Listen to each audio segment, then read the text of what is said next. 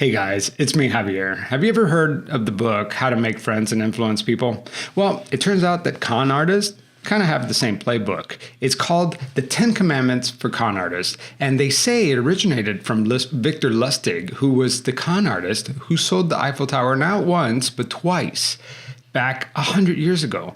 And it's amazing because these commandments still hold up. Today, I'm joined with Charlie from the Crimelines Podcast, and we're going to talk about each commandment.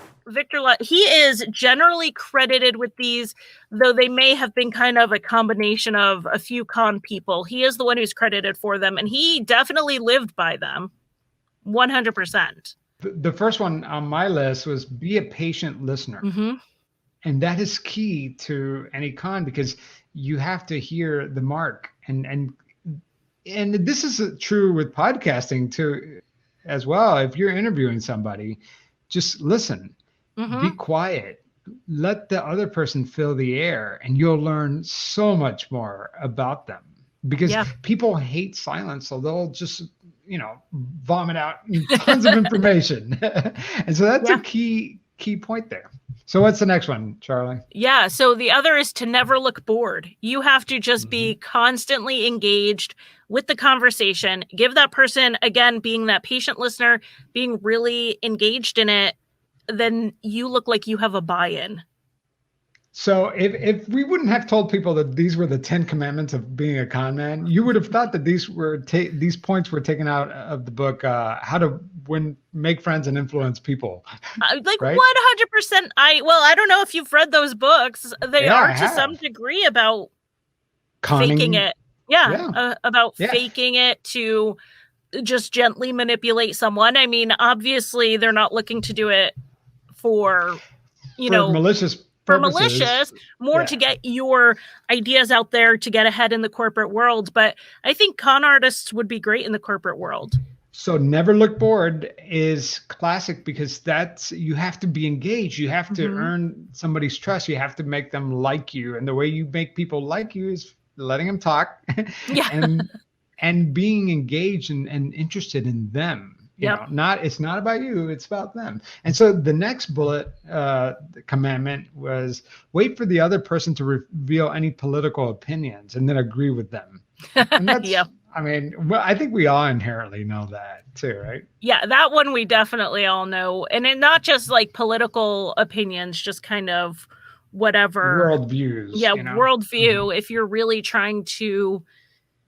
And when you interview someone, because it's not a debate, it's not a discussion, it's an interview, you want to make sure that you're doing that. I mean, these are really good interview tips. This is excellent tips, not just for con people. Yeah, exactly. And so But the next one's very similar, isn't it? Yeah, they say let the other person reveal their religious views, then have the same ones. So when I interview people, it's usually people who have a family member who's been a victim of a violent crime. And, if they're saying something about an afterlife, I'm not going to sit there and be like, what about reincarnate? Like, right. I'm just like, I go with it regardless of what I believe.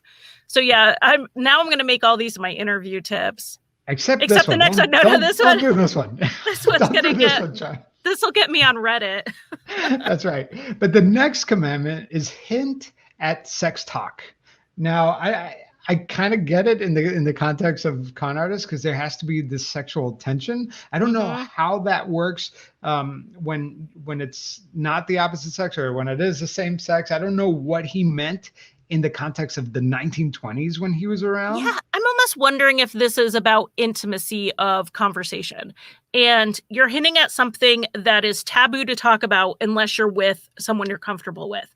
So if you hint at it and they kind of come back with and meet you there, then you're kind of building this rapport with them. I'm wondering if that's what this one is in the context of the 1920s where these things were just not spoken about.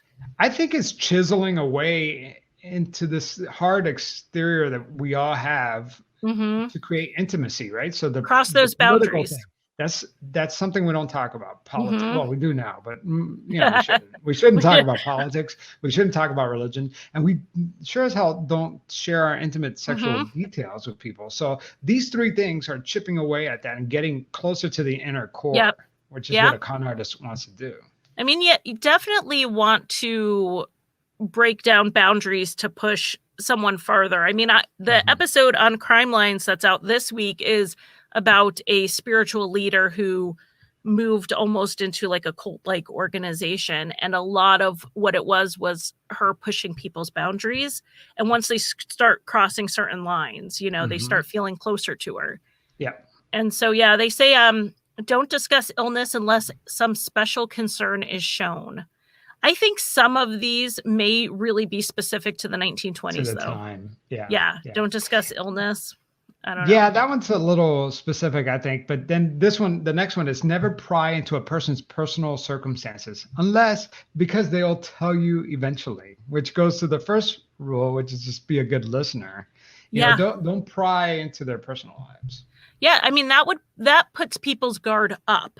If like I just started asking you a whole bunch of personal questions right now, your guard's going to go up. But if we're just casually talking and I bring up my kids, then your kids come up, then your job comes up, then your summer vacation comes up. And then eventually I know everything you did this last year without having asked you a single question. So I think that's about keeping people's guards down. And the next one is never boast, you know, about yourself and let your importance be quietly obvious. And I think that plays to some of the earlier commandments, which is really, it's not about you, it's about them. So you want to listen to them and they will sense your importance eventually, you know, because I think that's going back to that book, How to Influence Friends or How to Make Friends and Influence People. It's really about redirecting the attention back at them. Yeah, and with this, the never boast and just let it be quietly obvious is something that Victor did. He always wore expensive suits that were obviously expensive, but he never mentioned having bought them. He never mentioned how much they cost. He would show up somewhere. He would step out of a, you know, fancy vehicle, which at the time was, you know, not showing up in a car wasn't very common in the 1930s. He would just kind of step out of it quietly, not make a comment about it, not make a comment about who drove him, just implying there was a driver, you know, and that not You're boasting. Connecting those things. Yeah. People are filling in the backstory. Yeah. Which goes to the next point, which is never be untidy. You know, if you're always presentable, you fit the part. I can trust you. Can I trust somebody who's not kept very well, or, you know, or do I trust somebody who's always in a suit, carefully, you know, groomed perfectly? And someone who doesn't another thing Victor said is you want someone who doesn't think you need their money. So you need to look like you don't need their money. Yeah, you're selling this box, but I mean, why would I scam you? You'll just move on. If you you don't sell it, who cares? You just got out of a fancy car in an expensive suit. You're perfectly groomed. Your account from Europe. You don't need the money.